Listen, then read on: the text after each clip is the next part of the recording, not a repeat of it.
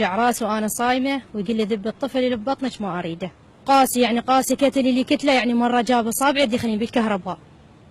والله مرة خنقني جاب واير كان يخنقني بالواير، يريد يموتني بالوحدة وبالثنتين من الليل. أنا أركض ركض للشارع العام، أريد بس أشوف لي شرطي، أشوف لي حرس وطني، أشوف لي أحد بس أريد ينقذونه من عندي.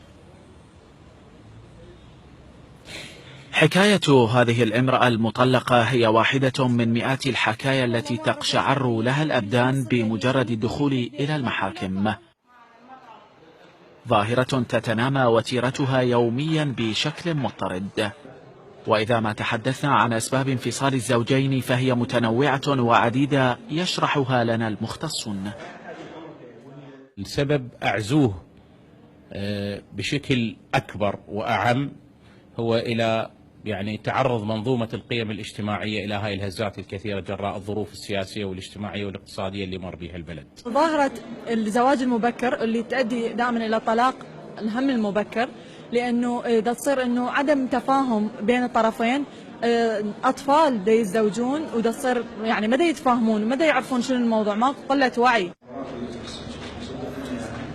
لربما يكون الطلاق حلا لتبديد خلاف الزوجين، لكن الأطفال هم أبرز الخاسرين والمتضررين من خطوة آبائهم التي في كثير من الأحيان تكون متسرعة وغير مدروسة. المشاكل راح تعكس على نفسية الأطفال، فهذا راح تنشئ اجتماعية خاطئة بالمجتمع. مواقع التواصل الاجتماعي هواي أسباب، قلة التوعية، الزواجات المبكرة، هذه كلها أسباب دخلت وأثرت على حالات الطلاق وخاصة بالآونة الأخيرة. وقد أعلنت السلطة القضائية أن محاكم البلاد شهدت خلال الشهر الماضي تسجيل أكثر من 5000 حالة طلاق، وهو ما ينذر بوقوع كوارث اجتماعية ونفسية خطيرة.